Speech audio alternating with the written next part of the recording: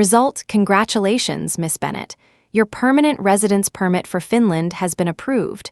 Would you like to keep your domestic identity as well? The clerk asked. Upon hearing the question, I shook my head firmly. No, please cancel it. The clerk cautioned. Miss Bennett, I must inform you. Once the cancellation process begins, all your previous information and records will be permanently erased. The result is irreversible. If you're certain about cancellation, please sign here. He presented a cancellation application form. Without hesitation, Faye signed her name. She drove aimlessly around the city until dusk fell. Eventually, Faye entered the downtown area, where the World Trade Center's massive digital billboard was playing clips from a recently viral reality show featuring married couples. While waiting at a red light, she caught James Guthrie's famous romantic scene. The video showed the Architects Gala award ceremony. James, not yet 30, had received the highest honor, but instead of celebrating, he appeared nervous and hastily left the venue. A reporter followed him for a live interview, asking why he was leaving so hurriedly. Facing the camera with surprise, he shyly replied, I'm going to propose today. She's always punctual, and if I'm late, the proposal might fail. There will be countless future architects' galas, but I only get one chance to propose. What a dream romance, I'm obsessed, said the voice-over. On screen, James's gaze was determined, his words confident. This scene made two young women standing on the sidewalk clasp their hands together in excitement. James must be head over heels for Faye. I mean, it was the Architects' Gala, so many industry bigwigs were there, and he just slipped away. That's nothing. The romantic things James has done for Faye are countless. That fleeting glance at her runway show when she was 19 from then on, he attended every single one of her shows. When she mentioned liking emeralds, he spent $700 million at an auction to buy a complete set of emerald jewelry just to make her smile. They weren't even dating, then so many people online were instantly jealous. How could such a perfect man exist? A honking sound came from behind, bringing Faye back to reality. The light had turned green. As she drove away, she glanced at the silhouettes of the two girls in her rearview mirror. The dim light in the car cast shadows across her face, making her expression unreadable. A cold smile formed on her lips. Perhaps marriage was indeed the grave of love. Even after getting what you wanted, it meant nothing in the end. This man, who had promised to love her forever, had ultimately broken his vow, playing the game of the red rose and the white rose behind her back. In an online poll asking, "Who is your model husband?" James Guthrie ranked first, yet even a publicly voted good husband couldn't avoid cheating and keeping a mistress. Now she understood that whenever he claimed sudden inspiration had struck and he needed to return to his studio to create, he was actually entangled in passion with that alluring woman. She felt as though someone had gripped her throat and pushed her into the ocean depths. It was a feeling of suffocation and bone-chilling cold. Her phone received more photos of a man in the throes of passion, making her expression distant. James had confessed his love to her countless times. After her final rejection, she told him that if he could accept her past, they could discuss a future together. Faye revealed to him that she was an orphan who had grown up in an acrobatic troupe. The runway goddess he admired was just a homeless, pitiful girl saddled with an exorbitant contract. She had no interest in romance, afraid of getting hurt and fearful of love. After hearing this, James became even more protective of her. He promised, "We'll never speak of your past days again. From now on, I'll shelter you from all storms." With a grand gesture, he paid off her prohibitively expensive contract penalty, freeing her to soar. She remembered that day when he examined her contract, saying deliberately, "Trust me, the future will only get better." In that moment, her defenses completely crumbled, and her heart fully surrendered. He couldn't talk to people without mentioning her 3 sentences in, constantly checking her latest updates, securing advertising deals and sponsors for her. Everyone who knew him said he was both Faye's super devoted boyfriend and her #1 fan. At their wedding at Goodwood, he gazed at her with tender eyes, giving her the illusion that she was his entire world. He said the proudest achievement of his life was marrying her, and if he ever betrayed their vows of loyalty, his punishment would be to lose what he cherished most. Well, that punishment should come to pass now. She would change her identity and leave forever, completely disappearing from his world.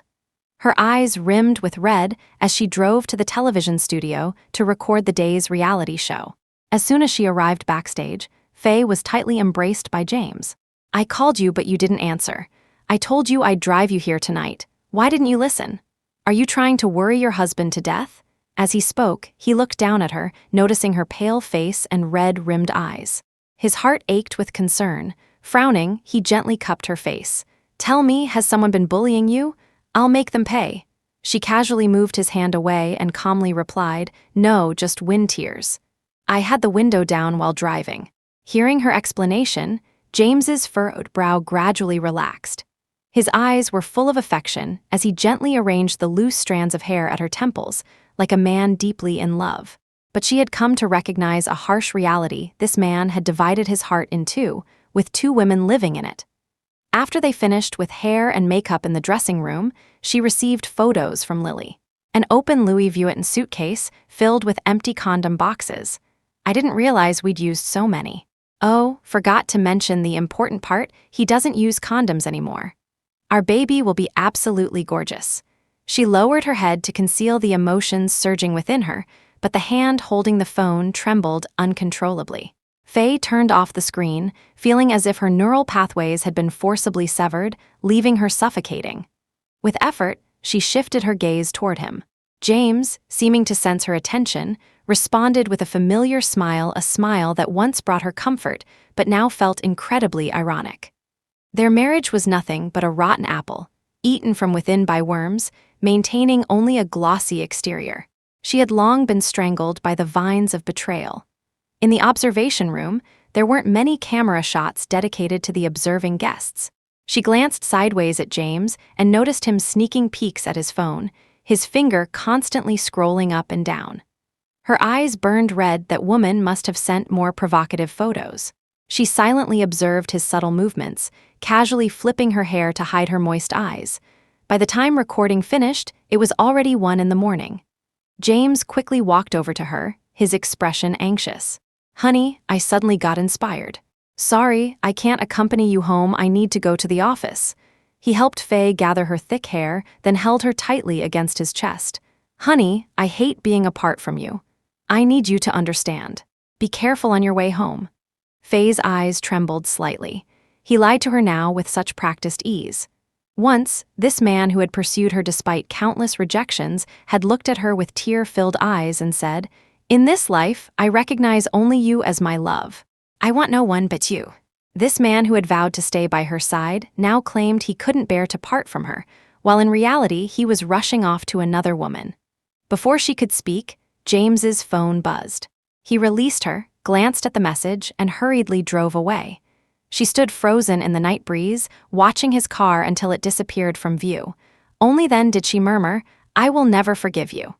She would leave, vanishing completely from his world, a fitting response to his infidelity. Upon returning home, Faye immediately showered, trying to wash away the gloom of the day. Just as she put on her bathrobe and entered the bedroom, her phone received a video. In the video, Lily was blindfolded with a tie identical to the one James had worn tonight. She wore revealing lingerie with little dog ears on her head, her pale neck encircled by a black collar, crawling aimlessly on the bed as if lost. Her voluptuous figure trembled with each movement, her voice like a nightingale's. "Master, come punish me." Soon, a familiar male figure pounced on her like a hungry wolf. Faye frantically swiped the screen, closing the messaging app. She tried breathing deeply to relieve the tightness in her chest. She thought she already knew about their relationship, that she had grown accustomed to these intimate scenes. But she had underestimated the video's impact.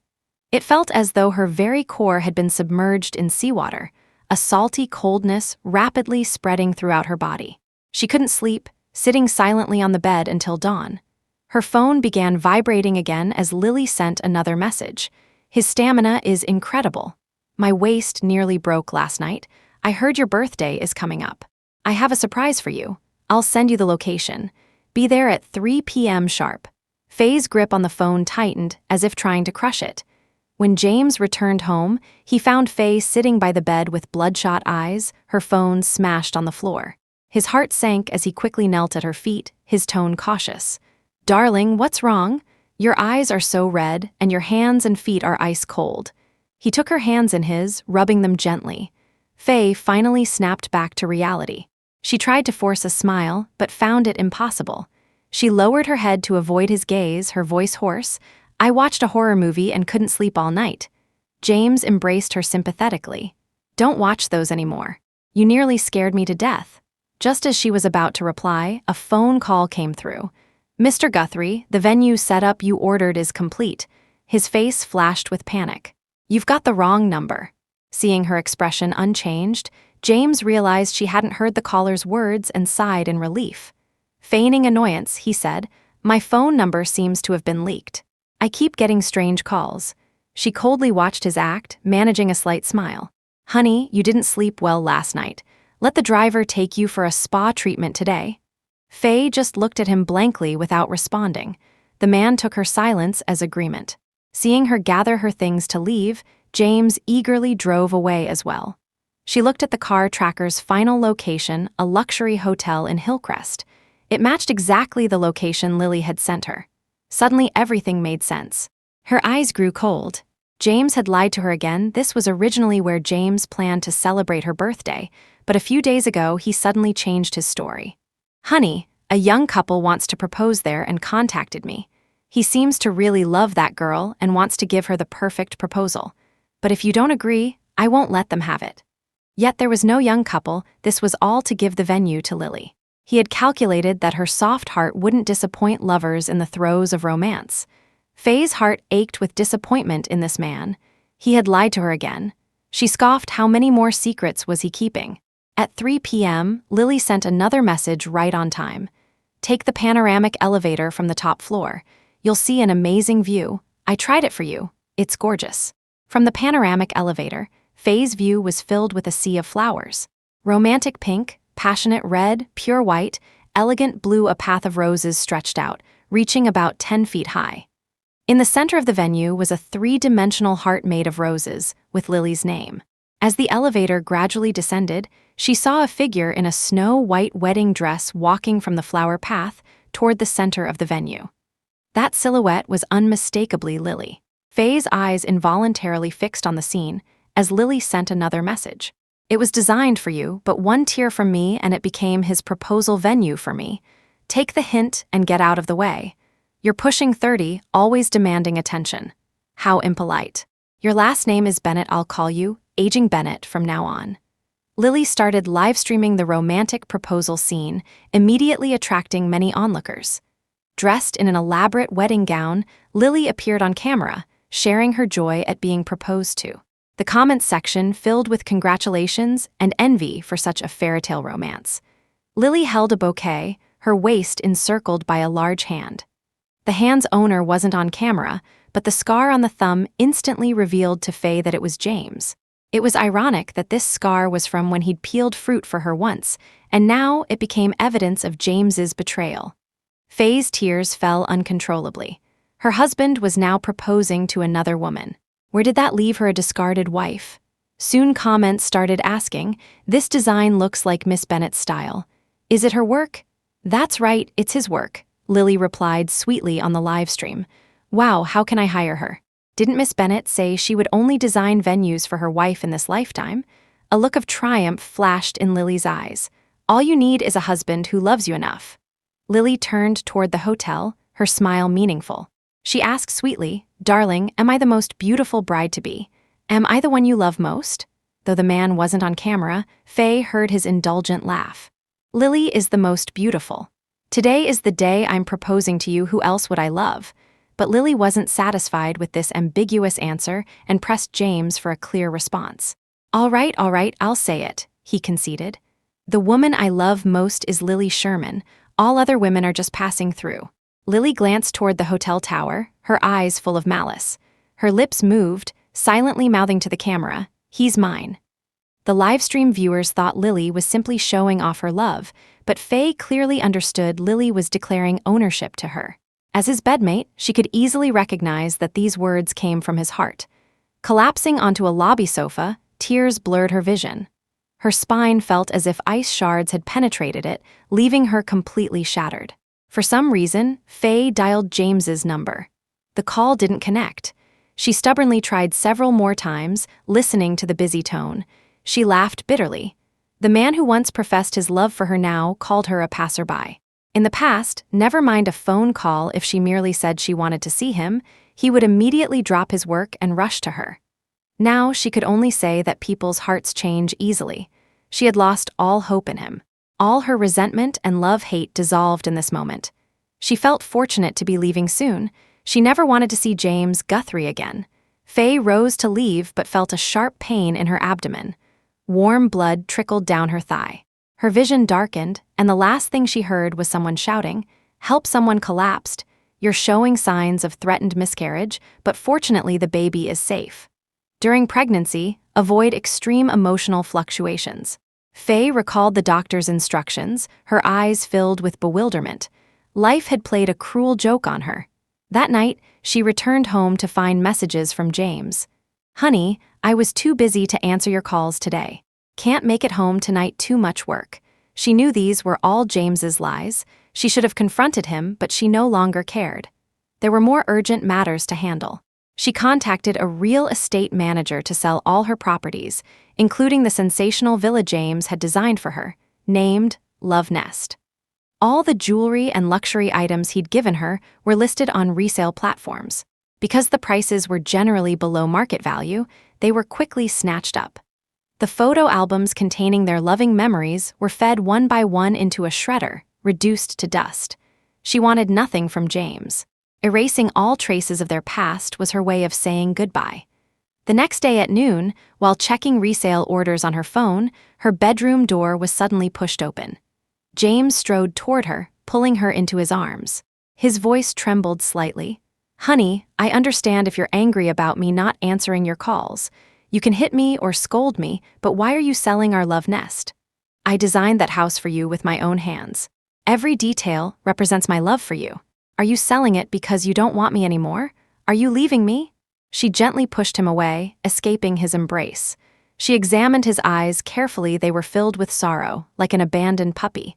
She found it laughable. He would be heartbroken if she left him, yet why did he do things that broke her heart? In the past, she would have melted instantly, agreeing to anything he asked. But now she simply gazed at the red-eyed man and calmly said, "You're overthinking it. I just don't like it anymore. I've married you, it's not like I can run away." Inwardly, she laughed coldly.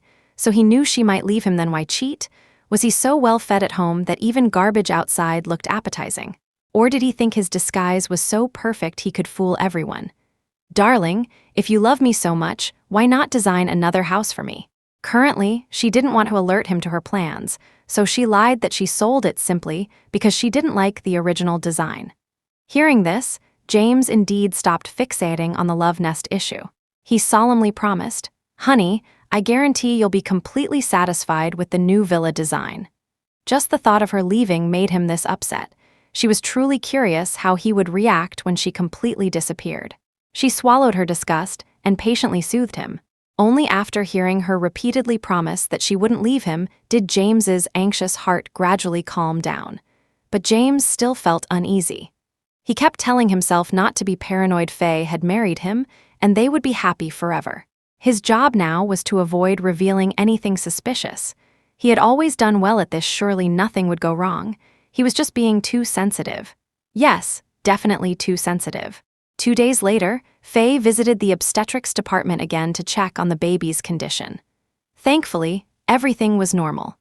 Last time, the doctor had warned her that given her physical condition, an abortion wasn't recommended. This might be her only child ever. Well, she would cherish this little angel, but it would be hers alone. She sat on a hospital bench, gently stroking her still flat stomach. Not far away, Lily clung to James like a boneless creature as they exited the obstetrics department. Perhaps because she wore a mask and hat, neither of them recognized her. Lily looked exhausted. I thought I was pregnant. I was so excited, but it turned out to be a false alarm. What exactly is a pseudocyesis? I even had morning sickness." Seeing James trying to suppress his laughter, Lily grew even more irritated, repeatedly punching his chest with her small fists. From Faye's perspective, it truly was a beautiful picture of her teasing and him laughing if only the man weren't her husband. She lowered her eyelids and shook her head as she heard him say, "It must be because your husband hasn't been trying hard enough." He suddenly lifted the woman in his arms, whispering huskily in Lily's ear, "Come on, let's go home and make a baby." "You're awful," Lily's coquettish laughter echoed down the corridor. She lowered her head and curved her lips slightly. For years, she had been focused on her career with no plans for children. James would say he wasn't in a hurry, but apparently his heart felt differently. Well, before leaving, she would give him 2 major gifts. This little angel had arrived unexpectedly, but every angel deserved to live in a healthy, loving family. If the baby's home could only maintain a facade of affection, perhaps it was better not to stay. After returning to the villa, Faye was consulting a professional nutritionist about proper diet during pregnancy. A livestream notification from Lily suddenly popped up. Since the proposal livestream, Lily had gained a significant following, becoming a well-known internet celebrity. As soon as she started broadcasting, her viewer count soared to 100,000. This broadcast was from her home. Lily wore a revealing tube top paired with ripped jeans and knee-high boots, strutting for the camera. She began with her signature sultry smile, swaying her hips as she interacted with her fans. "Babies, don't you think my runway walk rivals professional models?" Receiving validation from her viewers, Lily smiled with satisfaction. One comment caught her attention. "There's folic acid on your table. Are you expecting?" A blush spread across Lily's face. "Stop it, you have such sharp eyes. We're trying for a baby." "I've been using a secret weapon lately. I believe we'll have good news soon." Fans were curious about this secret weapon. "I've been doing those intimate rejuvenation treatments.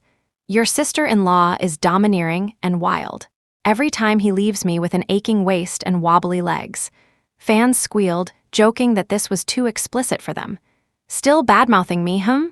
James's voice came through. The man's voice was rich with a seductive edge, thrilling the livestream viewers who begged for brother-in-law to appear on camera. "Not a chance, he's for my eyes only."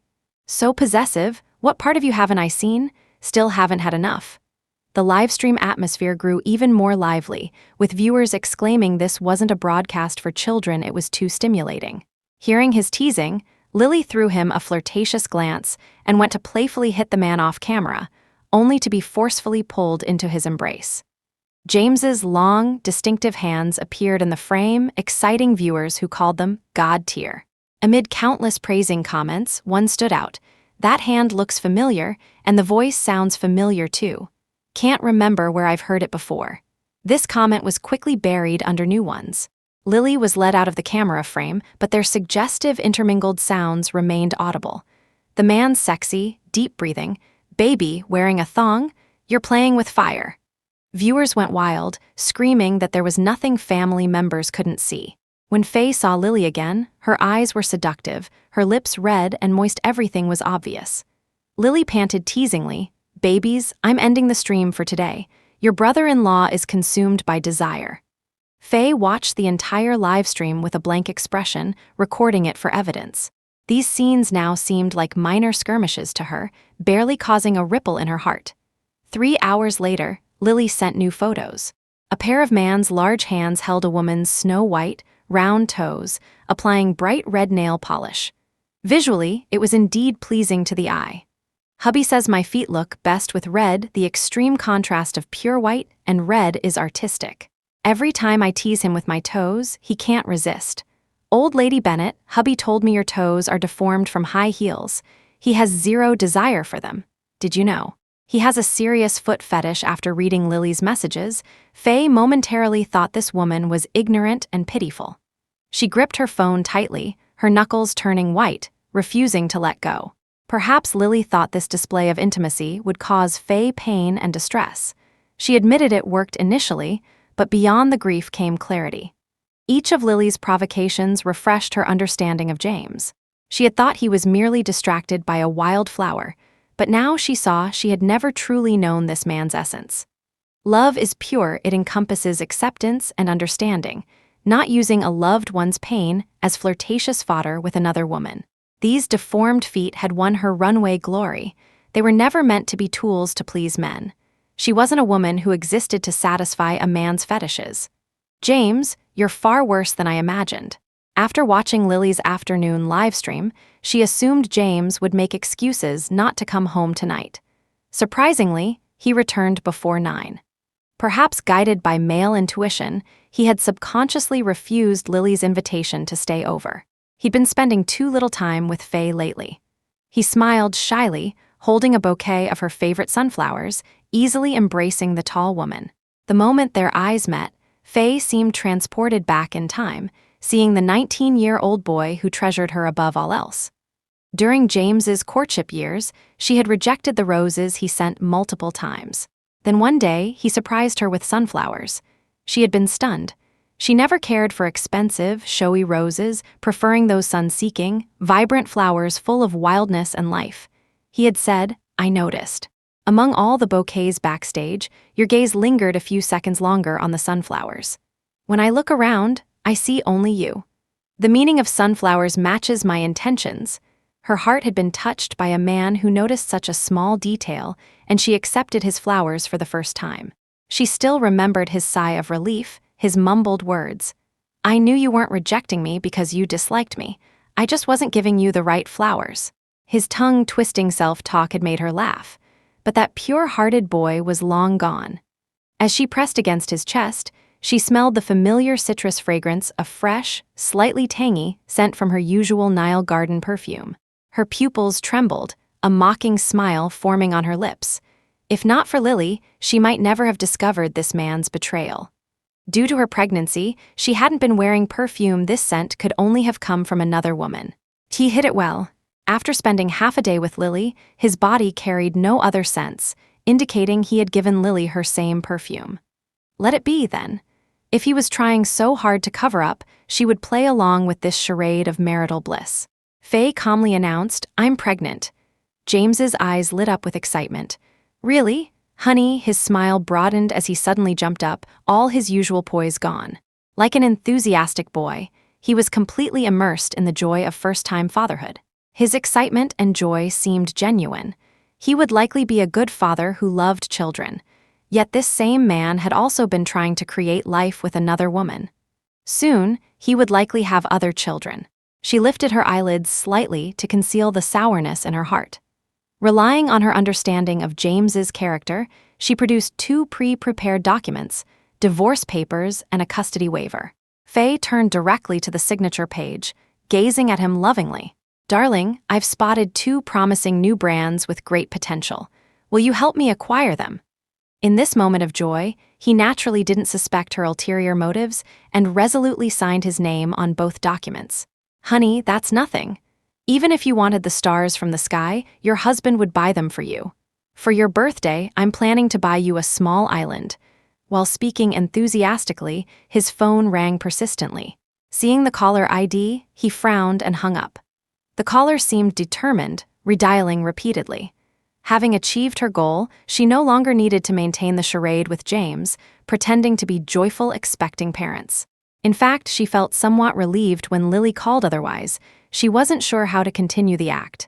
Faye gently tugged at his sleeve, softly encouraging, "Take the call. It might be important." Only then did he reluctantly move to a corner of the living room to answer. His voice was icy. "What is it?" From the other end came loud music and a woman's drunken, tearful voice. "Honey, someone drugged me at the club. I feel so hot all over. Come save me, men keep grabbing at me. I'm dizzy. So scared." Whatever the caller said next clearly rattled James, whose eyes showed panic as sweat beaded on his forehead. "Honey, I have an emergency. I need to go." With those words, he left without looking back. She stood at the door watching him drive away until his car disappeared into the night. Faye's phone displayed a new message. "Old Lady Bennett, so what if he came home? I just had to cry a little, and he came running to me. Even with all this, you're still clinging to the empty title of Mrs. Guthrie.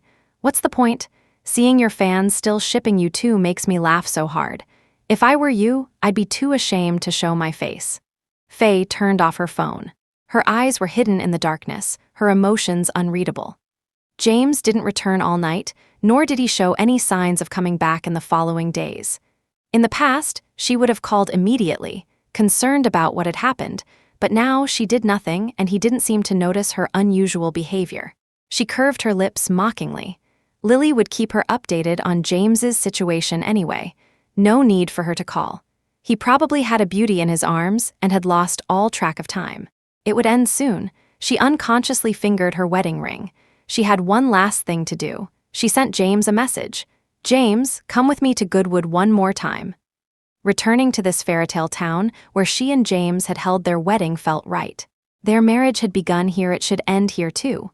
Inside the church, perhaps triggered by the familiar surroundings, her dry eyes welled up again. A pair of hands carefully wiped her tears, draping a shawl over her shoulders. "Honey, why are you crying?" This time she didn't resist or recoil, submissively accepting his kindness and resting her head against his chest. "James, do you remember the vows you made here?" Recalling their wedding scene, his eyes softened as he recounted various details from their ceremony. "I'll never forget that day for as long as I live. I swore I would make you happy for a lifetime, with only you in my heart, forever and ever." He spoke with such sincerity that Faye lifted her eyelids slightly, a sarcastic smile forming.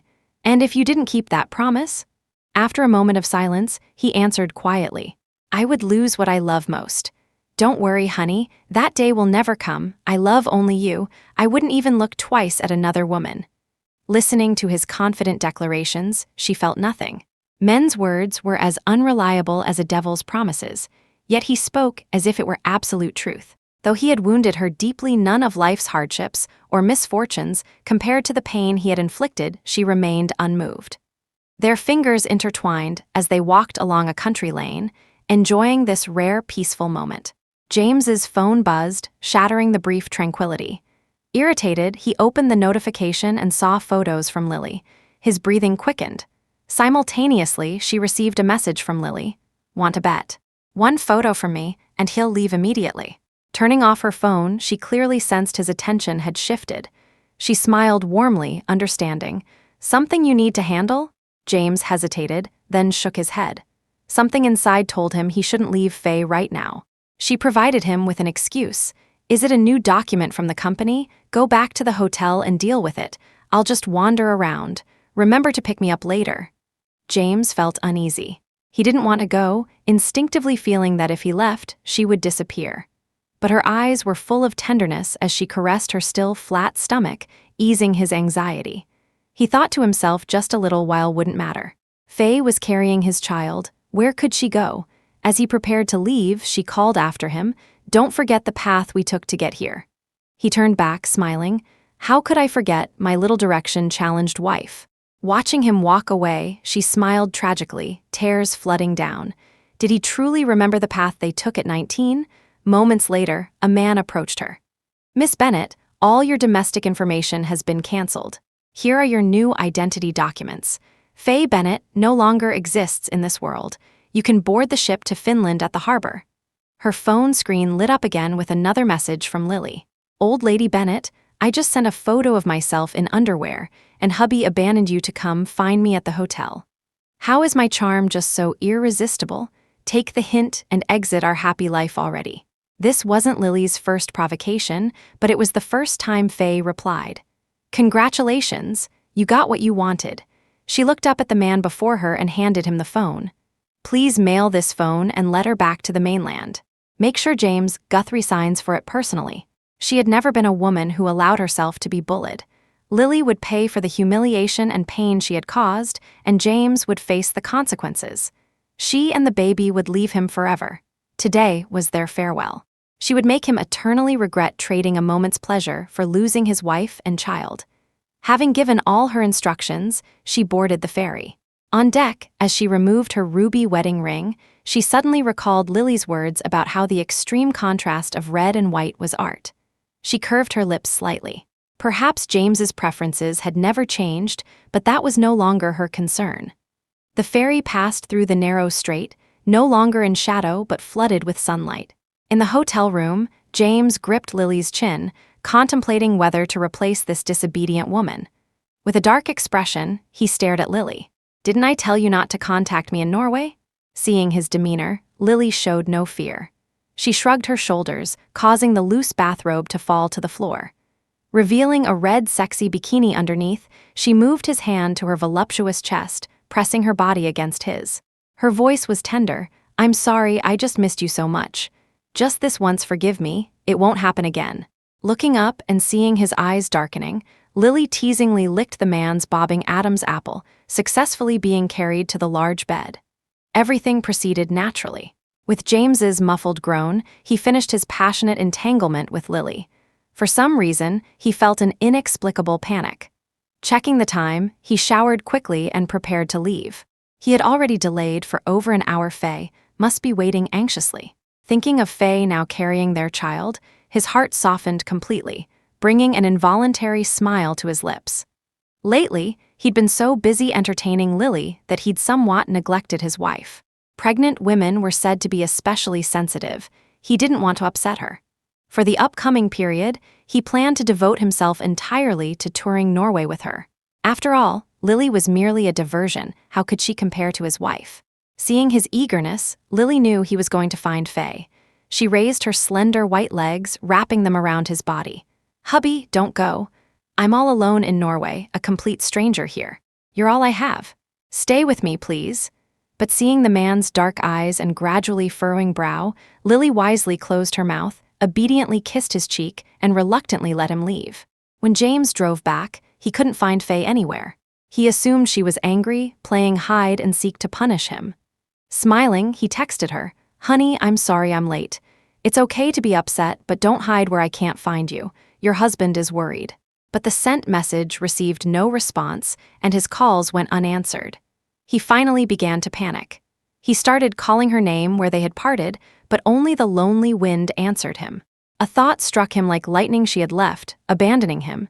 He quickly dismissed this idea. She was in a foreign place, carrying his child. How could she possibly leave him? She must be testing him. That had to be it. Forcing himself to calm down, he anxiously asked passing strangers if they had seen her. But people only shook their heads in confusion. Cold sweat broke out on his back as he collapsed by the roadside.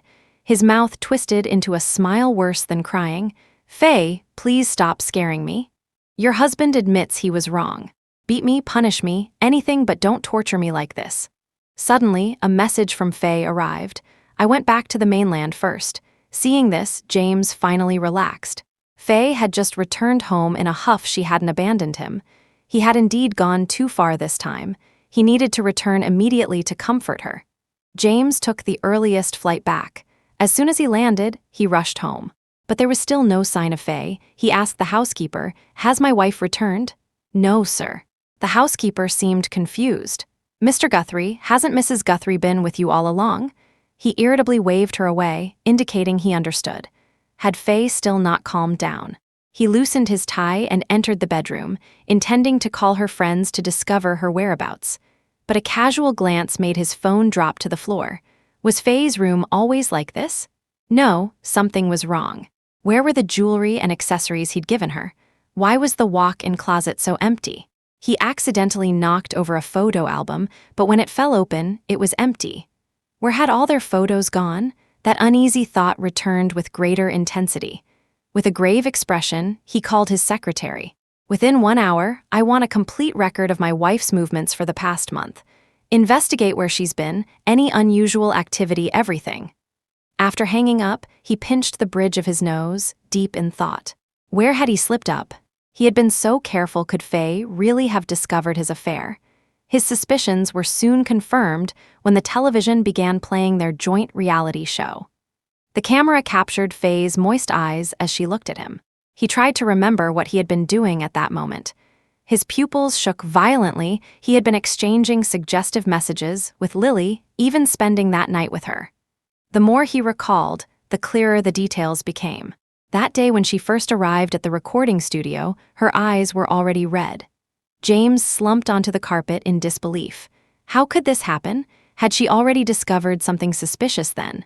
Yet she had remained silent, and now she had decisively left with their unborn child. How could she be so heartless? His secretary provided surveillance footage of Faye's recent activities. One clip from outside, the obstetrics department, made his hand holding the phone tremble uncontrollably. Was that woman sitting on the bench his Faye? Then his flirtatious conversation with Lily. Had she heard everything? She had been carrying their child in her womb. How much pain must her heart have felt? He felt dizzy, his heart constricting painfully, making it difficult to breathe. How could this happen? The housekeeper's voice interrupted. Sir, you have an international express delivery. He opened it in a daze, a phone and a letter. Upon opening the envelope, his eyes widened. This was Faye's handwriting. James, I'm gone.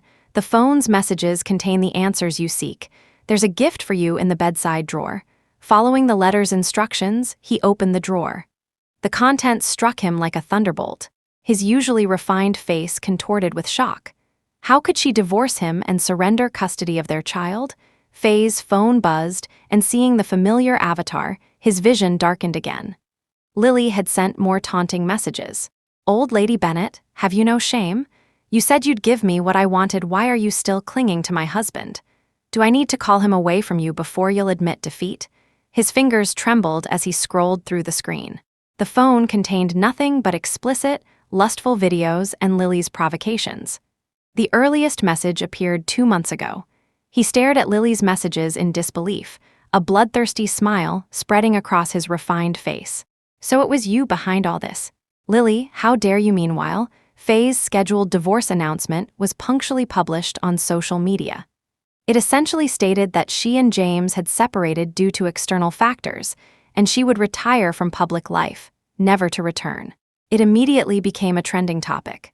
James publicly worked to remove the trending topic, issuing a statement claiming his wife's account had been hacked and that the published statement was false. Their relationship was fine.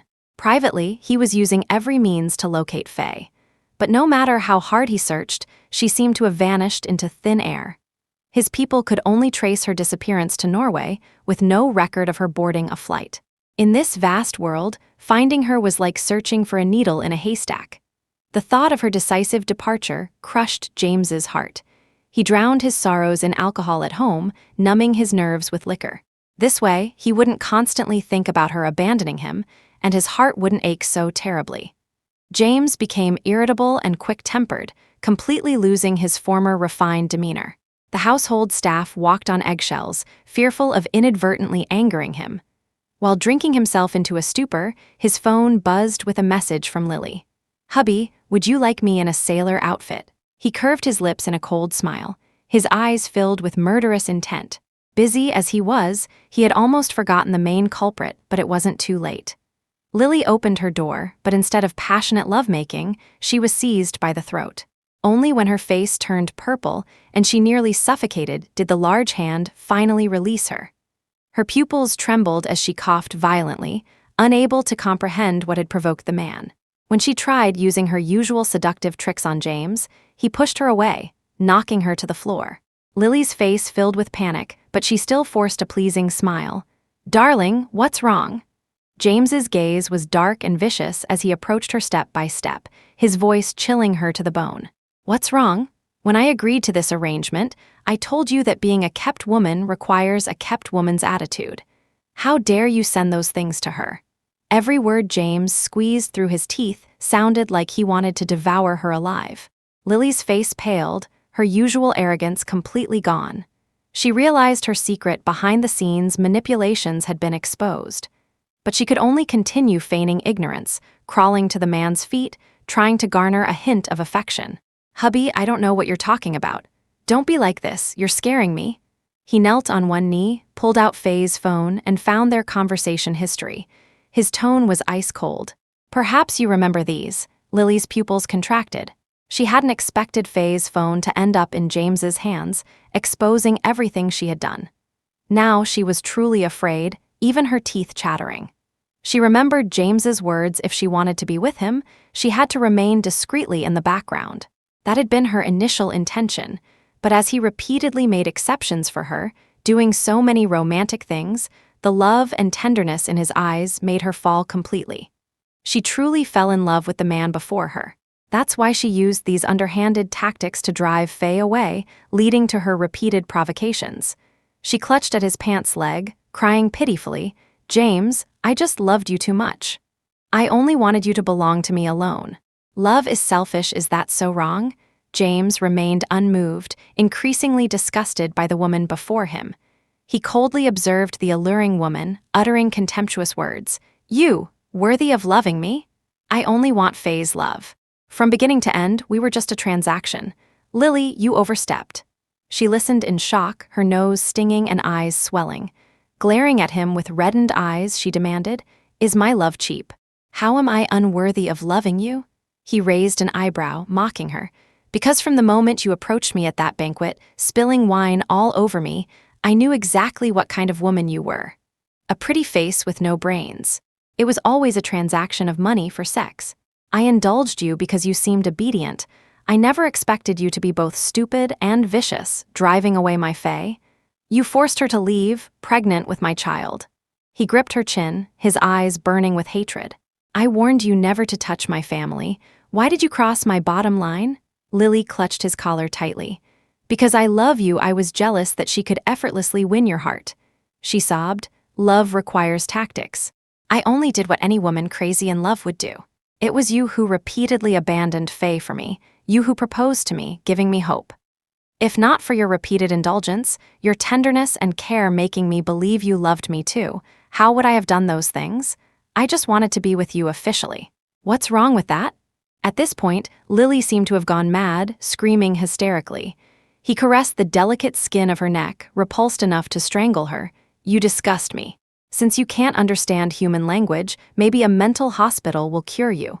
Fear flashed in Lily's eyes as she shook her head tearfully. "No, you can't do this to me.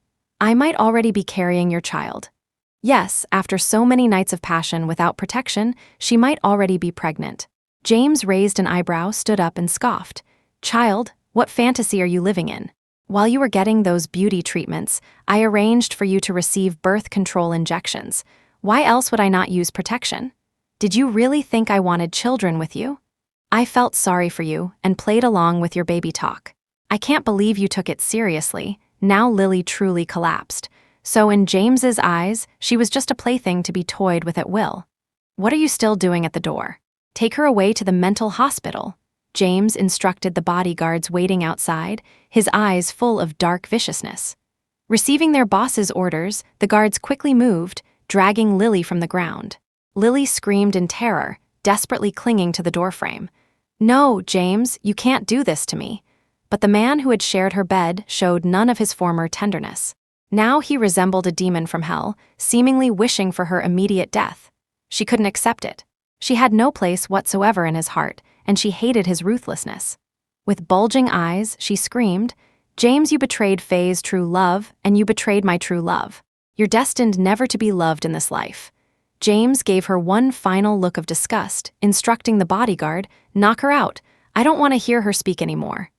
Time passed day by day, with James finding no leads about Faye.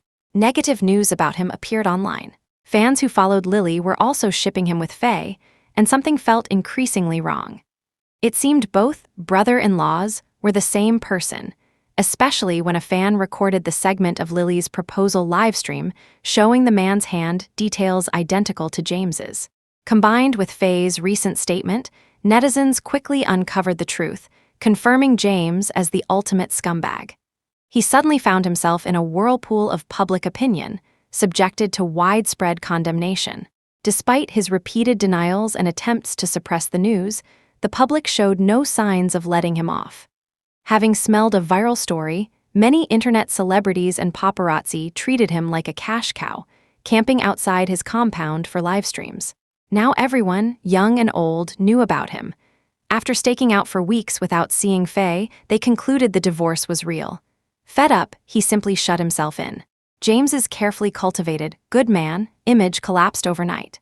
Many business partners, while admiring his talent, had to cancel collaborations due to the cheating scandal, concerned about their corporate image. Fortunately, he had never participated in his family's business operations or revealed his identity, so it didn't affect the family enterprise. Meanwhile, in Northern Europe, Faye was browsing through a parenting guide, completely unaware of his situation. Relying on her own savings and the money from selling her mainland assets, she was living quite comfortably in Finland. The lifestyle of 6 months of midnight sun and 6 months of polar night initially challenged her, but people adapt just as she had adapted after leaving James. Now she could live well on her own. She became a fashion designer. With her background in the fashion industry, she had a unique eye, always designing creative pieces. Gaining recognition from some local boutique brands, her life became quite fulfilling. One day, while taking her usual street-side stroll, she unexpectedly ran into Ethan Sue. He maintained his handsome appearance, wearing the same cold expression she remembered from their last meeting. "Faye!" She wanted to pretend not to recognize him, but the road was slippery, and she nearly fell. With lightning reflexes, he caught her in his arms. Taking a deep breath, she realized she had missed her best chance to avoid him. "Thanks, Ethan, but please let go of me." She struggled against him, but his grip only tightened. Looking down at her porcelain-like face, he chose to conceal the surging emotions in his heart and slowly released her. He reminded himself not to rush after all. He had waited so many years. Faye didn't know what had come over her. Meeting him felt like encountering an old rival. She had always been helpless around him. After so many years, she still hadn't improved. She attributed it to the man's overwhelming presence. Perhaps that's why she had chosen someone as gentle and refined as James. Thinking of him again brought a sense of desolation. Ethan's appearance disrupted her peaceful life. He always managed to casually appear in her field of vision. She wasn't a fool, she knew exactly what he wanted. But he was too cunning, neither showing his hand nor revealing his intentions, simply providing just the right amount of help in this foreign land. Finally, one day, she ran into him again at a flower shop and couldn't hold back anymore. "Ethan, what exactly do you want? You know I'm pregnant, right?" "Yes, and I also know you're divorced." His eyebrows remained cold as his gaze fell on her. "So, abort it?" He said this as casually as commenting on the weather. Sometimes Faye had to admit he could leave her speechless with a single sentence. But she wasn't 18 anymore, without the arrogance of her youth. She replied calmly, "The doctor said this might be the only child I'll ever have." She lowered her eyes, her hands tightening around the sunflower bouquet. Then she heard his indifferent response, "Well, thank God I'm going to have a child." "You?" She was stunned again, feeling blood rushing to her face, making it hot and flushed.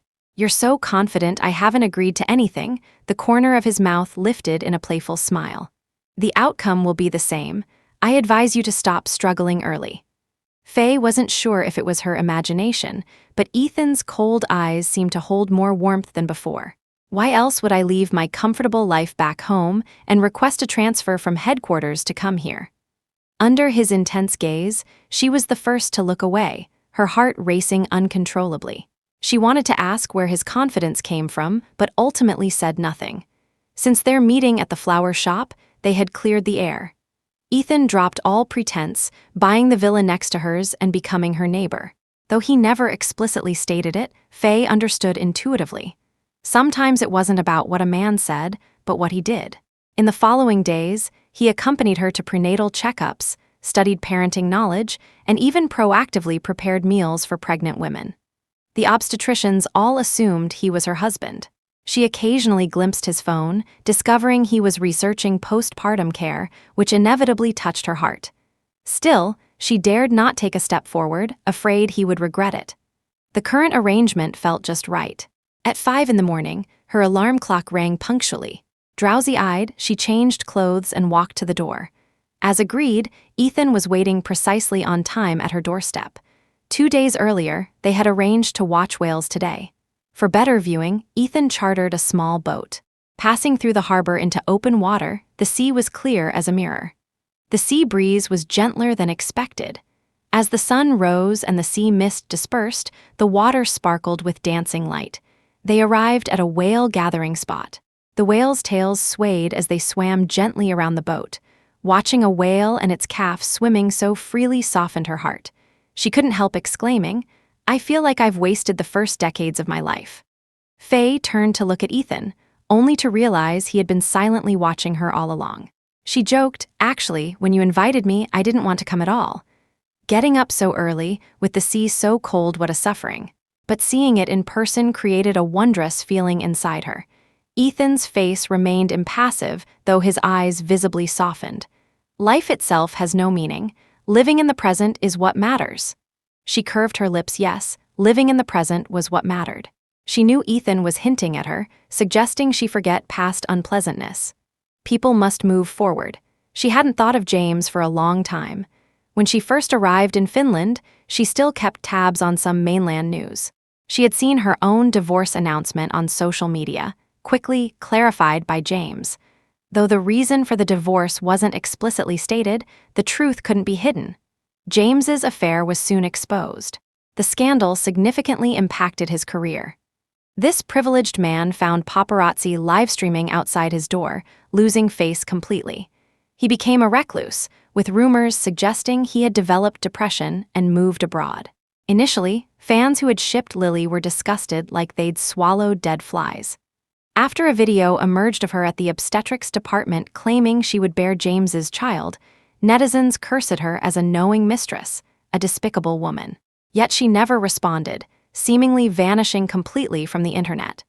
Faye had skimmed these news items as if reading irrelevant gossip before quickly moving on. These people and events seemed unconnected to her, like strangers. The bone-deep pain they once caused had become a distant yesterday. She didn't care anymore. Stroking her pregnant belly, she appreciated how well-behaved her baby had been, never causing trouble during pregnancy. The man silently watching her had eyes so soft they nearly melted into spring water. Time flew, and another year passed. Faye gave birth to a lovely boy. Ethan stood beside her in the hospital room. When the nurse placed the baby in his arms, he froze like a plaster statue. "He's really ugly, isn't he? Not fully evolved, looks like a monkey. And his skin is all wrinkled. Are you sure they didn't bring the wrong baby?" This was his first impression of the baby. Watching him frown in deep thought while verbally criticizing, but handling the child with such gentleness and care made her smile. He was so contradictory. Just like years ago, Ethan clearly liked her too, yet he insisted she was the one who liked him. As a new mother, her eyes shone with unprecedented tenderness. "Bring him here, let me see." Looking at the baby's wrinkled little face, she smiled, finding him beautiful in every way. "Have you thought of a name?" Ethan asked softly. "Andy. Let's call him Andy." Initially, she kept scrolling through baby videos. Gradually, her social media began showing children with various illnesses needing treatment. She started to worry, what if her baby had a birthmark on his face? What if he wasn't fully formed? What if he wasn't healthy? Thankfully, everything went smoothly. The baby was healthy, and she asked for nothing more than his well-being. When Andy was 3 months old, he experienced his first health scare. After dinner, she had drunk almond milk, and afterward, Andy developed an allergic reaction while breastfeeding, resulting in a high fever. Sitting by the hospital bed, she watched that tiny bundle with an IV needle in his head, whimpering in pain. Her heart felt like it was being torn apart. The doctor's words echoed, "Where is the child's father? It's the middle of the night, you can't manage alone. It's not safe to go home either. Call the baby's dad right away." The baby's father? Her heart filled with desolation. She had abandoned Andy's father. After hesitating, she dialed Ethan's number. He answered quickly, and after learning the situation, drove over immediately, maintaining an open phone line the entire way. He had sensed her fear. "Faye, listen to me. I know you're panicking right now, but stay calm until I get from the office to the hospital. You're a mother now. Andy needs you." Ethan arrived swiftly, consulted with the doctor, and learned that, thankfully, the baby would be fine. However, Andy would have to endure the physical discomfort himself. Perhaps because of the baby's sudden illness, Ethan rarely saw Faye so vulnerable.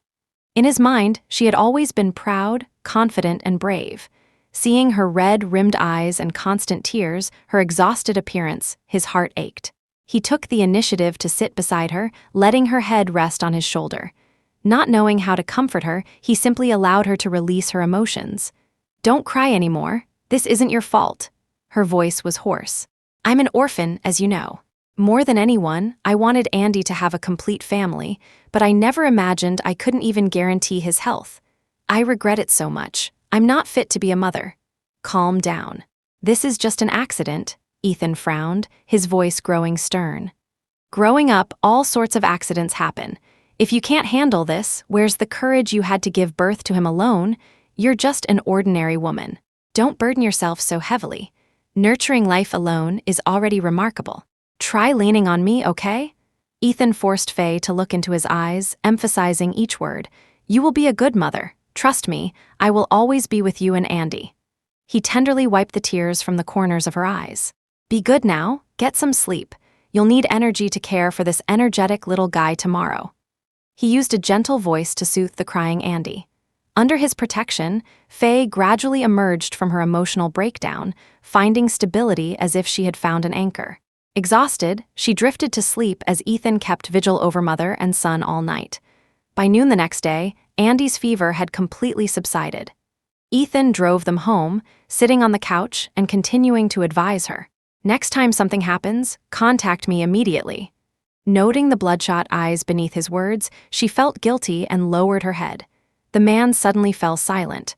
Looking up, she saw that Ethan had fallen asleep. Rather than wake him, she unconsciously brought Andy close to his side. She felt secure having him nearby. She reached out to brush his stray hair to the sides, studying his seemingly exhausted face. Dark circles shadowed his eyes, and a day's stubble had grown though disheveled. She found him more handsome than ever. After this incident, their relationship reached a new breakthrough. Faye no longer resisted as before, actively seeking his help when needed. Ethan also began sharing his own affairs, occasionally lingering at her home, resembling a happy quarreling couple. While attempting to bake bread at home, she invited Ethan to be her primary guinea pig. After tearing off a bite of the dry bread, he refused a second taste, pushing it far away. Then he picked up Andy and made faces at him. The baby's clear, bright eyes blinked as he watched the man holding him make various strange expressions, giggling in delight. "By the way, I'm returning to the mainland next week." Hearing this, Faye knew it meant at least a period of separation. Her heart filled with an indescribable sensation. "Will you come back after going home?" Before she knew it, she had voiced her true feelings aloud. She was slightly annoyed at herself for asking such a brainless question. What was their relationship that she would interfere in his life this way? A light flashed in his eyes as he teased. "Of course I'll return. My wife and child are in Finland, how could I not come back?" She glared at him and even gave him a punch, though it was so light it felt like a feather gliding across his skin. His heart fluttered in response. Ethan placed Andy in his crib, then gently embraced Faye from behind. The woman momentarily stiffened but didn't resist, silently accepting the hug. He whispered in her ear, "Wait for me to return. It won't take a week. Once I finish the business negotiations at home, I'll come keep you and Andy company." The usually stern man's eyebrows softened as he joked, "Don't think about other men while I'm not by your side." Who could she think about? James? She hadn't checked on his news for so long that he had become distant to her. They were now completely unrelated individuals. She gritted her teeth. "What nonsense are you spouting? I'll tear your mouth off." "Oh no," supermodel turned fury. Faye. After returning to the mainland and adjusting to the time difference for a day, Ethan began his busy work schedule. Today was his contract signing date with Ruby Guthrie. At the Guthrie Group, he once again met this decisive business queen. She clearly seemed distracted. Thinking of the mess her brother had created, she wished she could send him back for a complete do-over. In the Guthrie family villa, Lily trembled in James's bedroom, terrified he might suddenly go berserk. Her voice shook. "James, eat something please. You haven't eaten all day. Eat something before continuing with your wood carving, okay?" But the man remained obstinate, completely ignoring her. After being committed to the mental institution, she thought she would never get out. To her surprise, within 2 days, she met a cold, ruthless female CEO, James's elder sister. Ruby had no interest in the sordid affair between her and her brother, but she needed to prevent anything that might cause a corporate crisis. What James had done was essentially false imprisonment. If competitors discovered and reported it, would the family produce a convict in this generation? Thus, Lily was fortunately rescued by Ruby. She never wanted to return to that place, filled with unstable people whose behaviors she couldn't comprehend. She only knew that staying there much longer would transform her into one of them. Understanding the Guthrie family's far-reaching influence, she didn't dare play any tricks. Such tactics, in the eyes of the storm-weathered Ruby, were simply child's play. Ruby had saved her and offered lifelong support while also making demands: care for her brother and never reappear in the public eye. Lily understood that once a woman's reputation was ruined, her life was essentially over. If a powerful family was willing to support her, what more could she ask for? Ruby didn't want to hear any more negative news about James. He was her brother from the same mother, 12 years her junior. Having watched him grow up, James was like a child to her. Since Lily had successfully seduced James, Ruby believed she must have special qualities. Ruby hoped she could make James fall in love with her and forget Faye. That cold woman had only said James was ill, not that he suffered from bipolar disorder. Now he seemed increasingly unhinged. Lily feared him. Now what if he suddenly attempted suicide again while she was present? With all her explanations, Ruby would still blame her for not being useful enough. Ethan noticed Ruby's distracted mood and tentatively asked, "Something on your mind?" She waved dismissively, pretending it was her monthly cycle, changing the subject. "By the way, how much longer do you plan to stay single? You're becoming a golden bachelor." He deliberately rapped his knuckles on the table.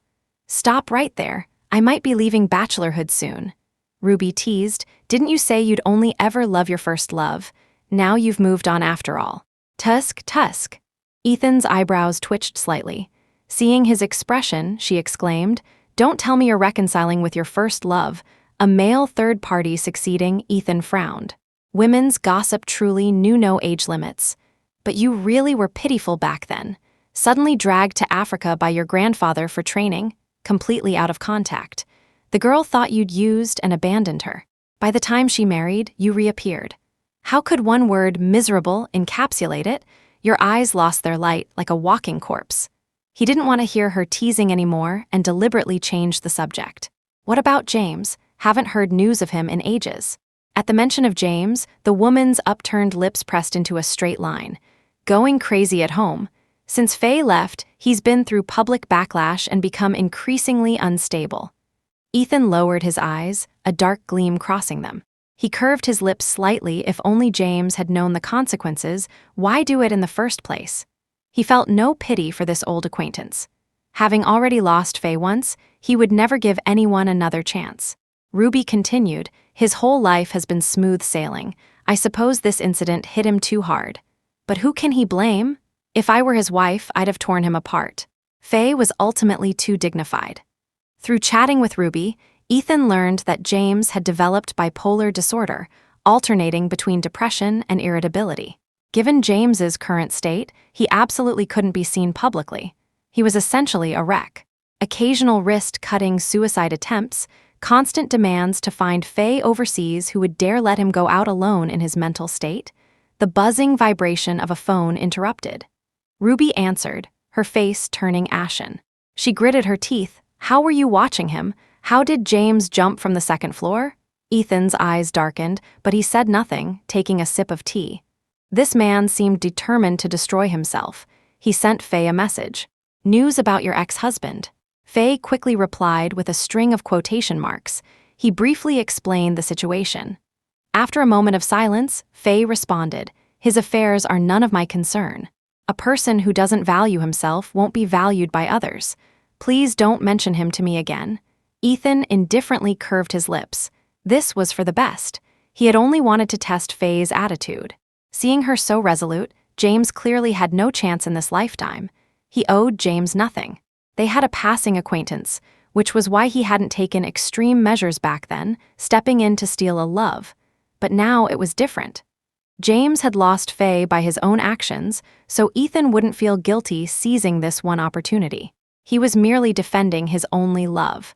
As soon as James's incident occurred, Ruby lost interest in discussing business. She hurried to the hospital. As James's former brother, Ethan naturally accompanied her. Seeing Lily kneeling in terror at the hospital, Ruby was beyond speechless. She nearly bit through her silver teeth in anger. "Get up, you unsophisticated thing. Who let you go out and get photographed by the media? Do you know what they're writing?" Ruby massaged her temples, utterly exhausted. Her brother was truly beyond saving. "I'm sorry, I was too scared." Lily sobbed silently. He suddenly heard something about a child and went berserk, opening the window and jumping straight out. "I was terrified." Lily's voice choked with sobs. Ethan gave her a glance. She looked completely worn out. Clearly, she had suffered plenty under the Guthries. Ethan had never considered himself a good person. Knowing James wasn't dead was enough. The rest was none of his business. Once this project was finalized, he would fly back to Finland.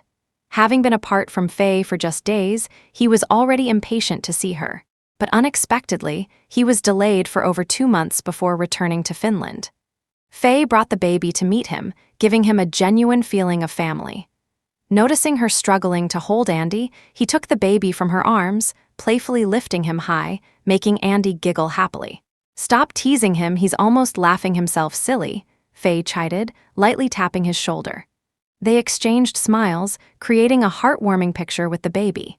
A passing photographer captured the moment when he lifted Andy, catching the baby's adorable, innocent smile. Hoping to capture a family portrait, the photographer was disappointed as they walked away too quickly. The photographer posted the photo on social media, where the baby's healing smile immediately attracted a wave of mother fans. Unexpectedly, it went viral. Many fans asked the photographer where the baby was photographed, commenting on his incredible cuteness. The photographer replied accordingly. Browsing social media at the villa, old Mr. Guthrie adjusted his reading glasses upon seeing the photo. He wondered if his eyes were failing him. This baby's features were identical to his useless son's childhood appearance, as if cut from the same mold. George Guthrie called Victoria over. "Look at this. Who does this remind you of?" Victoria examined it carefully, puzzled. "This is exactly like James. Does he have an illegitimate child?" Considering this possibility, both their expressions darkened. The news eventually reached Ruby's ears. Ruby immediately suspected this was her former sister-in-law's child. Neither she nor James had mentioned the pregnancy to their parents. She feared they might be outraged at that worthless boy, while James was probably too embarrassed. His wife and child had both left him. Thinking of her brother still lying listlessly in the hospital, Ruby felt an overwhelming anger. She decided to personally tell James this news. At the villa, Ethan sat on the sofa watching educational cartoons with Andy, nearly dozing off. A phone call jolted him fully awake. Hearing the news, his face darkened to ink black. Faye noticed his grave expression and was about to speak when he approached her. "Faye, he knows about Andy's existence.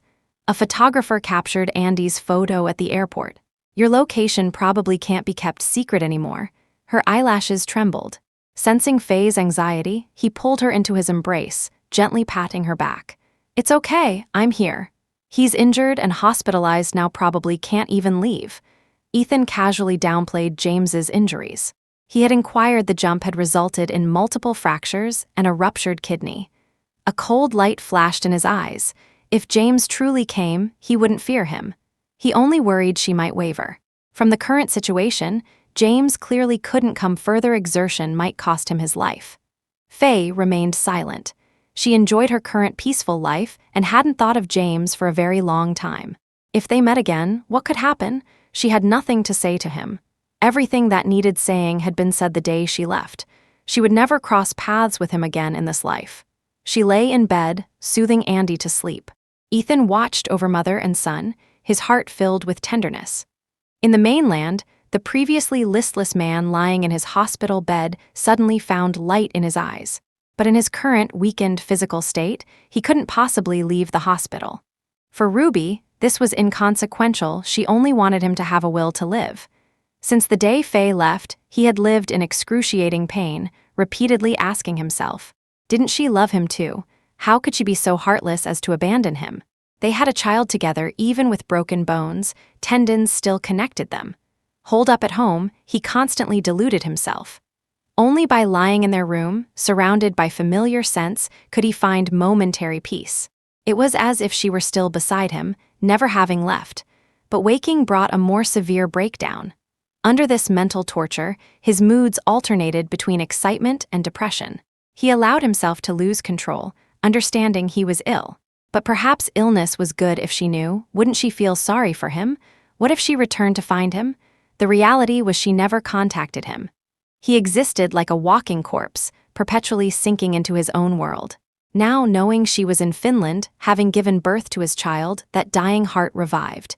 He had hope for life again. He would find her and their child. He would remarry her, restoring their relationship. Ruby, observing his demeanor, immediately understood his thoughts. She sighed softly. If only he had realized this sooner. James, focus on recovery first. Look at yourself, barely resembling your former self. What woman wouldn't flee at the sight of you? Ruby only hoped he would regain his strength. She couldn't watch him deteriorate further. Sis, do you think she'll forgive me? Do I still have a chance? She remained silent, merely nodding. Though she understood that a woman like Faye, who refused to compromise, would never return, she couldn't say it. She had finally given him a will to live. Despite her frustration with him, they were family. With any other man, she would have simply called him a scumbag who deserved everything he got. The human heart ultimately favors its own. She consoled him softly. Rest well. Once your body recovers, then you'll have your chance. After a few more words of advice, Ruby departed. Lying in his hospital bed, James could no longer contain himself. Tears of remorse fell as he curled into a corner of the bed, covering himself completely. Faye, I miss you so much. His voice choked with sobs. He had destroyed the relationship with the girl he had cherished in his palms. For him, she had ended her professional career during its golden period, just to be with him forever, no longer enduring the pain of separation.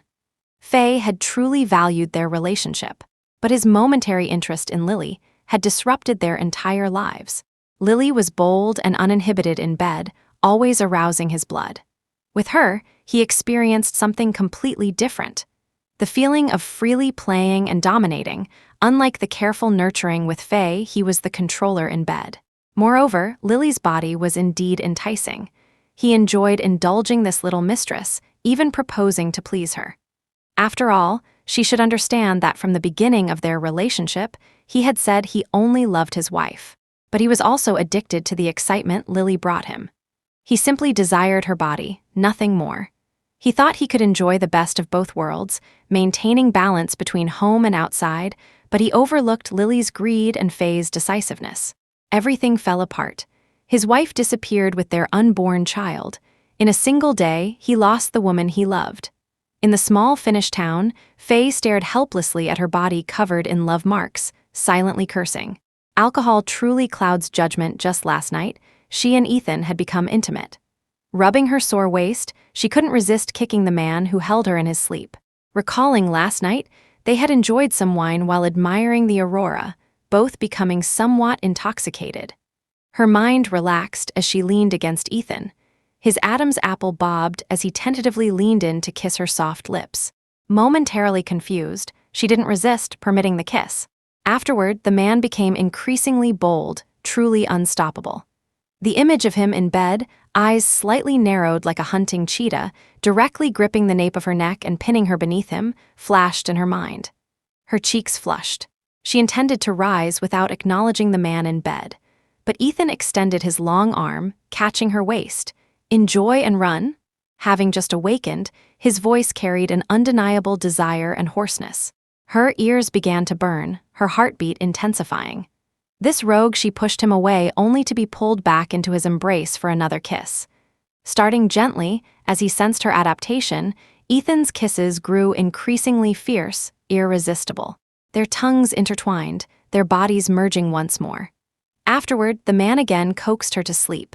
Half awake, she discovered he had already risen, holding Andy and preparing formula. Suddenly, she realized her life had become inseparable from this man. Ethan returned to gently caress her cheek. Be good, sleep a bit more. After this encounter, Ethan essentially took root in her house, a veritable master of the household, pressing her against the bed again each night. He seemed unchanged. When she first met him as a teenager, the young Ethan appeared emotionally cold. Faye's colleague had bet her that Ethan had a celibate, old bureaucrat air, emanating coldness likely inadequate. She disagreed. During a runway show, she had thrown a flirtatious glance at the man below. With just one look, she caught the flame hidden in the depths of Ethan's eyes. Far from inadequate, Faye proudly corrected her colleague backstage, only to be called into Ethan's dressing room, receiving his forceful, domineering kiss. From then on, she was entangled with this rival for a full 2 years. Embracing the man's lean yet powerful waist, her pupils trembled. She patted her cheeks. Far from inadequate, he was too much. Truly unfathomable how he balanced work and life, maintaining such energy every day, leaving her with aching waist and legs. On the weekend, she wanted to burrow under the covers for a lazy morning. But he coaxed her out, insisting on taking her king crab fishing. Boarding a ferry, she found herself brought to Hardingerfjord. Though near the Arctic Circle, it was remarkably mild and humid. The fjord's gentle slopes rippled along both shores, water vapor shrouding the landscape in romantic mist. Feeling a wondrous sensation, she asked, "Weren't we going king crab fishing?" He joked, "I'm not crazy. Andy is so small, what if he gets cold? We're going to my winery. The flowers are blooming this season, you'll love it." With that, he naturally arranged her stray hair and adjusted her collar. "Let's return to the cabin. It will be a while before we arrive." Upon reaching the estate, she had expected a vineyard, but it produced apple cider. Trees laden with delicate blossoms emitted a subtle fragrance, surrounded by butterflies and bees. She was surprised to find such a paradise near the Arctic Circle. Standing there briefly, her dress was infused with the sweet scent. Andy stared with round, bright eyes, utterly captivated, babbling happily, clearly delighted. She tugged at Ethan's sleeve, asking, "When did you acquire this estate?" The man's smile turned somewhat desolate as he slowly replied, "After your marriage. I thought I'd missed my chance forever. Later, I developed an alcohol addiction. I was looking for a place to drink my life away. The cider here has a unique flavor. Initially bought for solitary distraction, I planned to live here as an old man. That would have been my life. Now it's different. You've returned to me." In that moment, a mixture of bitter and sweet feelings flooded her heart. Her voice trembling, she gently linked her arm with his. "I'll be here from now on." He bent to kiss her smooth forehead. "An old lady will accompany me then?" His quip made her laugh despite herself. She failed to notice that he had slipped a ring onto her finger. "Caught by me now, no escaping anymore." The man's voice sounded somewhat choked. Looking into those typically impassive eyes, now tinged with a thin layer of red, she took the initiative, kissing those thin lips for the first time. Falling in love with him, just like in her teenage years, was the simplest thing imaginable. She never expected that on an ordinary weekend, woken by Ethan, brought to a pastoral vineyard to taste cider, she would receive an unprepared proposal. Yet her heart blossomed like flowers. This absolutely matched his style, appearing cold but wild at his core. He might not be the gentlest, but he always provided her with immense security. Having accepted his proposal, Faye naturally needed to meet his parents and relatives. After preparation, they finally embarked on their journey back to the mainland. The experience proved far better than Faye had anticipated. Ethan's family showed remarkable tolerance beyond her imagination. His younger sister was humorous and talkative. From her, Faye learned that Ethan once had a first love, but due to various circumstances and misunderstandings, they lacked the fate to be together. This led to years of melancholy, focusing solely on his career and remaining single. Now that he was willing to marry, even if he had chosen a man, the family would likely have agreed. Ethan had never mentioned how he spent those years. Hearing it from his sisters, mouth felt even more shocking. That night, lying in his embrace, her fingers gently traced his features, her eyes moistening. Thinking he had hurt her, he used his lips to suck away the tear at the corner of her eye, his voice hoarse. "Why are you crying? Did I hurt you somewhere? Let me see." She only shook her head. "Why did you never tell me about those years?" He paused momentarily before understanding, merely kissing the corner of her mouth and responding flatly, "It was too painful and ultimately meaningless. I live only in the present. Everything from the past is gone." Meanwhile, the recently recovered James continued living in the past, unwilling to awaken. He learned from Ruby that Faye was remarrying, and the groom was someone he knew, Ethan Sue, the most praised among their younger generation. He wanted to find her, tell her he still loved her, beg her not to marry. But Ruby had assigned bodyguards for 24-hour hospital accompaniment, absolutely prohibiting him from leaving. "Please, sis, let me see her," he begged. Ruby laughed incredulously. "She's getting married. What business does an ex-husband have seeing her? Haven't you embarrassed yourself enough? Look at your emaciated appearance. Seeing you would only increase her dislike." He still found ways to leave the hospital, secretly taking a car to watch her from afar, seeing her intertwined fingers with another man on the street. Her eyes were bright and captivating. From her smile alone, he could sense her current joy. He glanced at his reflection in the car window. Haggard, gloomy, thin beyond recognition, clearly someone who had escaped from a hospital. In those few minutes, the heart that had longed to see Faye lost its courage. With a dejected expression, he instructed the driver. Back to the hospital. His sister was right, he couldn't appear like this. She wouldn't like it. Ethan's eyes narrowed slightly as he noticed the car that had been following them leave. A cold smile curled his lips, at least the man knew his place. Late that night, Ethan visited the hospital alone. Glancing at James sitting vacantly in bed, he spoke dispassionately. "You look much better than the last time you were hospitalized." James raised his head mechanically. "Come to laugh at me? Is that necessary? You've been a laughingstock since your affair became public knowledge." James curved his lips slightly, heart filling with bitterness. His life and marriage had shattered in that moment. He had indeed become a joke. Blinking, he suppressed the pain and coldly asked, "What brings you here?" Ethan revealed his purpose for today's visit. "We've known each other for a while. Going forward, I hope you won't appear before my wife." His face paled as he gritted his teeth. "Do I not even deserve to see her once?" "Deserve?" Ethan scoffed. His naturally cold, hard eyebrows now appeared even more terrifying. "Those who break vows lose what they cherish most, yet you still fantasize about deserving anything." James's heart jolted, words locked in his throat. His mind roared, breathing becoming labored. With great effort, he finally asked, "She told you about this too?" "I'm her man. What wouldn't I know?" Having spoken, Ethan turned to leave. He had never been particularly kind, he simply concealed his darker aspects in the corners. Now, with someone threatening his happiness, he would never give a rival any chance. That would be cruel to himself. Ethan's unexpected visit shattered James's final fantasy. In the following days, he often sat dazed on his hospital bed, sometimes laughing, sometimes crying, emotions mixing chaotically. His condition worsened. After transferring to a rehabilitation center, Ruby arranged for Lily to accompany him. She now functioned like a caretaker, watching over him. Both their lives were ruined. She now only wanted to extract more money, while leaning on this substantial tree. She couldn't survive in the entertainment industry anymore. Her name invoked universal condemnation. If she could leave, she would have long ago.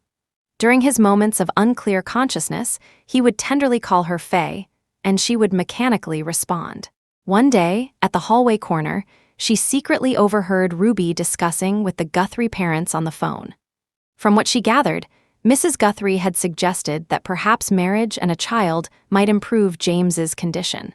The idea spread like wildfire in her mind. Wasn't this her best opportunity to secure a position in the Guthrie family? Though she no longer loved James, she still loved money. Calculating, she realized her birth control injections had worn off.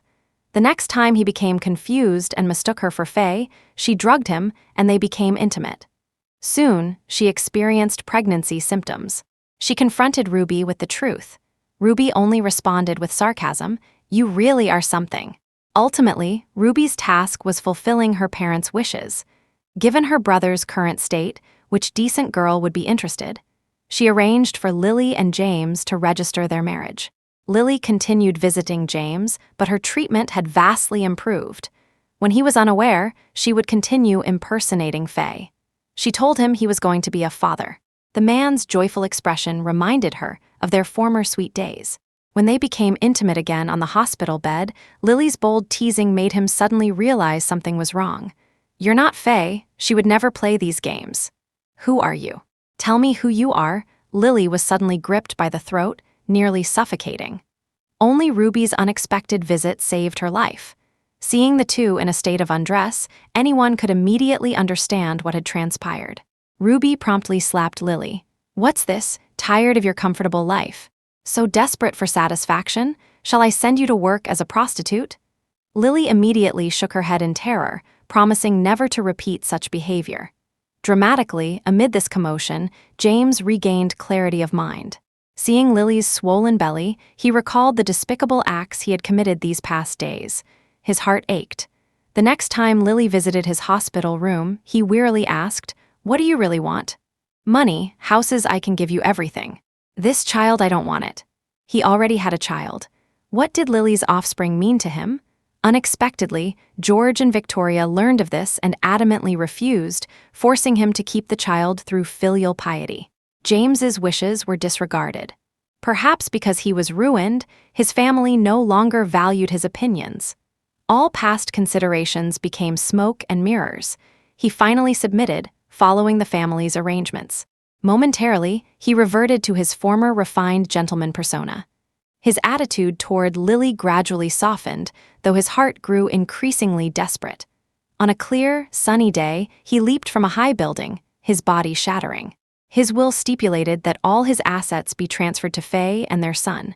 With James's death, Lily lost her value. As soon as the child was born, Ruby took it away, not even allowing her a glimpse. The Guthrie family blamed James's death on Lily. If she hadn't seduced him and become pregnant, he wouldn't have been driven to suicide. Cut off financially, she couldn't appear in public without being ridiculed and insulted. Unable to find work, she was spotted in a red light district, after which she vanished from news entirely. When Faye heard about them again in Finland, she felt a wave of sighs. How had it come to this? She and James had parted cleanly. Even if they never met again, she had hoped they could each find happiness. How had it become such a scene? She boarded a flight back to the mainland, but this time for a permanent farewell. Holding Andy's hand, she stood before James's tombstone. In the photograph, he still appeared as she remembered handsome features, warm smile, like a spring breeze entering one's heart. Andy curiously fidgeted with his fingers, asking innocently, "Mommy, who is this uncle?" Her throat felt constricted, her eyes rimmed with red. After a long while, she choked out, "It's Daddy." Andy's little head shook in confusion. Wasn't Daddy waiting for them at the mountain base? How was Daddy here too? Faye desperately tilted her head back, trying to conceal her falling tears, but they stubbornly streamed out. "Andy, say goodbye to Daddy." After teaching him to bow 3 times, she stood silently for a long while. In a daze, she returned to that year when she was 19, wearing a backless red dress on the runway, blooming like a fierce flame rose. James, invited as a designer by the organizers, caught a glimpse and was entranced. One glimpse and he was forever smitten. From then on, at every show she attended, he never missed one. The roses he sent her were countless. Juliet, Louis XIV, Green Light, Neptune all rejected. She had seen his disappointment, his frustration, his perplexity. She had watched him gradually understand her preferences. When she casually mentioned liking emeralds, merely to discourage him, he unexpectedly acquired an entire jewelry set at auction for her. She had seen him design the unique love nest villa, finger pointing at the blueprints, lips curved as he told her they would have many children. In their most loving year, he had organized an attention-grabbing fairytale wedding for her. Until she received messages of James's infidelity, her trust in him shattered. Changing her identity, she decisively left. Their courtship, love, marriage, she thought they would spend a lifetime together, never expecting it to end with music finished and people scattered. In just a few short years, she had experienced every emotion with this man: love, hate, intertwined feelings. This time it's truly goodbye. She silently placed a bouquet of white chrysanthemums, donned her sunglasses, and led Andy away by his small hand. At the mountain's base, Ethan sat in the car, his expression impassive, but his gaze constantly checked the downhill path, his curved fingers tapping the steering wheel, betraying his inner unrest. Only when 2 silhouettes, one large and one small, gradually became clear in the distance did his heart finally settle. Opening the car door, he rose and strode quickly to Faye's side, lifting Andy into his arms with one hand while holding hers with the other. The cold touch of her palm transmitted to him. Ethan said nothing, merely placing Andy in the child's seat before silently rubbing her fingers. "I told you I would accompany you and Andy. Why so stubborn?" The only response was a silent sigh. Her eyes were filled with emptiness, breaking his heart. "Ethan, let's go. I don't want to stay here anymore." Her past with James was truly over. James's death still cast a shadow over Faye. On her 3rd day in the mainland, she received a call from Ruby. They arranged to meet at a private cafe. In Faye's mind, Ruby had always been a capable, beautiful sister-in-law, though she wasn't sure about the purpose of this meeting. When they met, Ruby presented her with a document folder. Faye looked puzzled. "What's this?" "The assets James left for you and Andy," Ruby stated directly. She pushed the document back to its original position, responding calmly, "I'm sorry, elder sister. I can't accept this." When she left the mainland, she had sold sufficient assets, many of them valuable pieces James had given her. These were enough to ensure a worry-free life for her and Andy. She had sold them then with a clear conscience, but what was this inheritance about now? Besides, doesn't he have another child? She asked. She lowered her eyes, her fingers stirring coffee involuntarily curling. His money should go to that child. Andy has everything he needs. That child was born without ever seeing his parents. I absolutely cannot accept this money, no matter what. The inheritance matter ultimately faded away. Ruby proposed another request, letting Andy meet his grandparents. Faye agreed. Andy was indeed of Guthrie blood. She wasn't cold-hearted enough to prevent the elderly couple, who had lost their son, from seeing their grandson. A few days later, she brought Andy to the Guthrie family estate. When Victoria saw Andy, Faye noticed her reddened eyes. Andy sat on the sofa, curiously looking around, utterly fascinated. That one, I like, his little chubby hand pointed at an architectural model displayed on the shelf. Ruby couldn't help but curve her lips in a smile. Andy takes after his father. That's James's award-winning project from the youth architectural competition. Ruby continued, Andy, how about becoming an architect someday? Faye's pupils trembled as she gently stroked her son's hair. He was still too young to understand what an architect was, so she simply told him it was someone very capable. Victoria couldn't resist saying, Andy is exactly like James as a child, like they're from the same mold.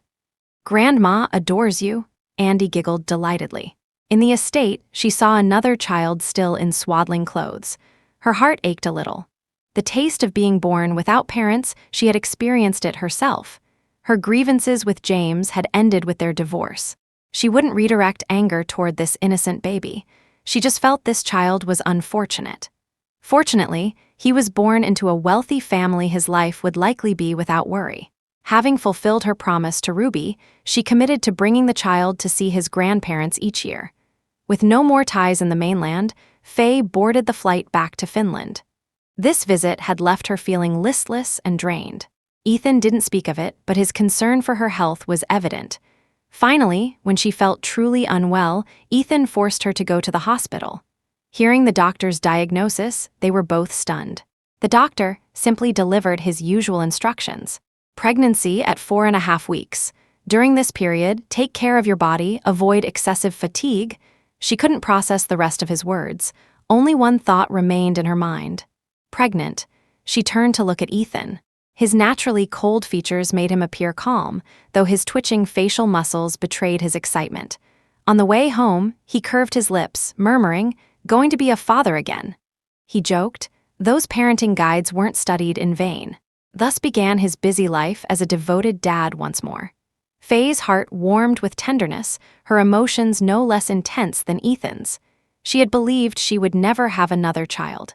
During her days of home confinement, Andy would lie against her stomach, feeling the new life growing inside. "Ah, Mommy, he's moving. Was I like this, in Mommy's tummy?" She nodded with a smile as the family happily awaited the new arrival. During this period, Ethan grew even busier. With Andy, he had only needed to care for Faye. Now, he was looking after 2 people, plus considering their little baby. She had once felt guilty about not being able to give Ethan a child. Fate seemed to enjoy playing jokes on them. In her youth, Ethan had disappeared without a trace. She thought he was just playing with her feelings, cruelly betraying her love. When he returned, it was at her wedding. He offered few explanations, leaving behind a dejected figure. Who would have thought that after all the twists and turns, they would end up together? After 10 months of pregnancy, Faye gave birth to another adorable boy. Andy leaned over the crib, staring intently at the baby. Once Faye had recovered, Ethan proposed having a proper wedding ceremony. Initially, Faye resisted weddings seemed meaningless to her now. She was a mature woman, not a love-struck girl. "Faye, I want everyone to know you're my wife. I want to see you in a white dress. You'll be stunning." Her heart stirred. She had overlooked Ethan's feelings. For him, this was his first marriage. He must be anticipating his wedding day. Finally, she nodded silently, agreeing to the ceremony. On a bright morning, they held an outdoor wedding on a lush green lawn. When Faye appeared in her white wedding gown, followed by Andy as the little flower boy, Ethan's eyes reflected deep love for them both. "Mr. Ethan Sue, do you take?" Before the minister could finish, Ethan jumped in. "I do." The guests froze for a second before erupting in laughter. At this moment, where was the formerly cool and self-possessed Ethan? Seeing the moisture glistening in his eyes, she couldn't help but tear up herself. Love comes easily, but lasting commitment is difficult. After a bumpy half-lifetime journey, he had remained waiting for her. Her voice softened as she said, "Ethan, thank you. Thank you for never giving up on me. Thank you for giving Andy and me a home." She wasn't normally sentimental, but today tears kept falling for some reason.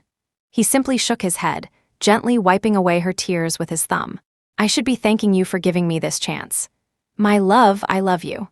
That night, with a muffled groan from her husband, she was left completely exhausted, tightly embraced in Ethan's arms. As her consciousness faded, she felt him kissing her cheeks. Life stretched long before them. Together, they would witness their children's growth, traveling the world as a family. They would both change, but one thing would remain constant: their hearts that loved each other.